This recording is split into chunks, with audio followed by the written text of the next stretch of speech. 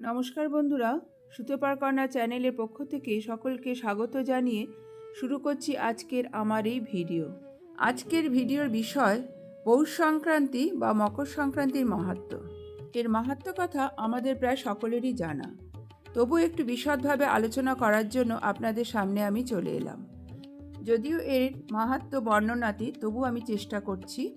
আসুন তাহলে শুরু করা যাক। মকর সংক্রান্তি বা পৌষ সংক্রান্তি হলো পৌষ মাসের শেষ দিন। কথা আমরা প্রায় সকলেই জানি। সূর্য ধনুরাশি অতিক্রম করে মকর রাশিতে প্রবেশের কারণে মকর সংক্রান্তি বলা হয়। মকর শব্দটি মকর রাশিকে বোঝানো হয়েছে, আর সংক্রান্তির অর্থ হচ্ছে সংক্রমণ, অর্থাৎ প্রবেশ করাকে বোঝায়। মকর সংক্রান্তির বিশেষ মাহাত্ম্য কারণ এই দিনে সূর্য দক্ষিণায়ন থেকে উত্তরায়ণ যাত্রা করে। সূর্য উত্তর দিকে যাত্রা শুরু করে। এর আগে সূর্যদেব দক্ষিণ দিকে যাত্রা শুরু করেছিল, এখন উত্তর দিকে যাত্রা শুরু করবে। সূর্য এভাবে শ্রাবণ, ভাদ্র, আশ্বিন, কার্তিক, অগ্রহায়ণ এবং পৌষে 6 মাস দক্ষিণে পরিক্রম করলে দক্ষিণায়ন হয়। পরবর্তী মাঘ, ফাল্গুন, চৈত্র, বৈশাখ, জ্যৈষ্ঠ এবং আষাঢ় এই 6 মাস উত্তর দিকে পরিক্রমকালীন সময়কে উত্তরায়ণ বলে।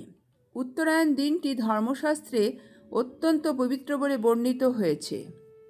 এই সংক্রান্তির দিন থেকেই দক্ষিণ গোলার্ধে দিন শেষে রাত নামা শুরু হয় ও উত্তর গোলার্ধে ভোরের আলো ফুটতে থাকে।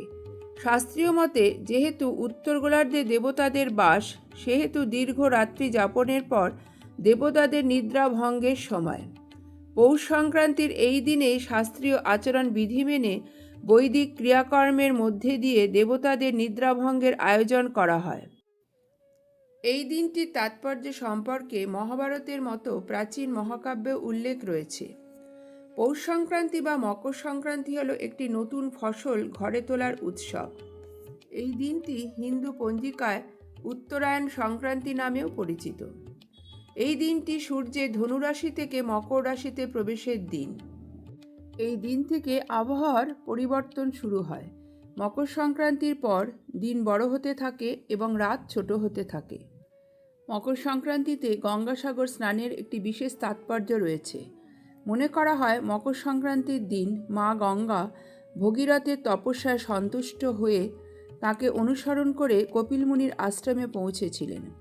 এ কারণে মকর সংক্রান্তিতে গঙ্গাসাগরে স্নানের গুরুত্ব মহান। দক্ষিণ 24 পরগনা জেলার সাগরদ্বীপে প্রত্যেক বছর আয়োজন করা হয় গঙ্গাসাগর মেলার। কপিল মুনির আশ্রমকে কেন্দ্র করে পুণ্য স্নান ও বিরাট মেলা অনুষ্ঠিত হয়। গঙ্গায় পবিত্র স্নান করতে এখানে দূর দূর থেকে আসেন লক্ষ লক্ষ পুণ্যার্থী। এছাড়াও পৌষ সংক্রান্তি উপলক্ষে পশ্চিমবঙ্গের বিভিন্ন জায়গায় মেলা হয়। বীরভূমের কেন্দুলি গ্রামে এদিনটি জয়দেবের মেলা হয়। বাউল গান এই মেলার অন্যতম আকর্ষণ। এদিনেই টুসু উৎসব বা মকর পরবে মেতে ওঠেন বাঁকুড়া, পুরুলিয়া ও সংলগ্ন এলাকার মানুষ। মকর সংক্রান্তিতে মহাভারতে পিতামহ ভীষ্ম ষড়শয্যা থেকে ইচ্ছামৃত্যু গ্রহণ করেছিলেন। এছাড়াও শোনা যায় এই বিশেষ দিনে দেবতাদের সঙ্গে অসুরের যুদ্ধ শেষ হয়েছিল। অসুরদের বধ করে তাদের কাটা মুন্ডু পুঁতে দেওয়া হয়েছিল মন্দিরা পর্বতে। সেজন্যই অশুভ শক্তির বিনাশ হয়ে শুভ শক্তির প্রতিষ্ঠা হয় এই দিনে বলেই বিশ্বাস করেন সবাই। হিন্দুদের প্রধান উৎসবগুলির মধ্যে হলো এই মকর সংক্রান্তি উৎসব। মকর সংক্রান্তি বছরের সর্বপ্রধান উৎসব। এটি দেশের বিভিন্ন প্রান্তে পালিত হয়। অঞ্চল ও জায়গা ভেদে মকর সংক্রান্তির নিয়মকানুন হয়তো আলাদা, কিন্তু এর মাহাত্ম্য হিন্দুদের কাছে সব জায়গায় এক। আমার এই স্বল্প সময় ভিডিওর মধ্যে যতটা পারলাম আপনাদের সাথে শেয়ার করলাম মকর সংক্রান্তির মাহাত্ম্য। আজকের মতো এখানেই বিদায় নিচ্ছি। সকলে ভালো থাকবেন, সুস্থ থাকবেন। পরবর্তীকালে অন্য কোনো ভিডিও নিয়ে আবার আপনাদের সামনে হাজির হয়ে যাব। ধন্যবাদ।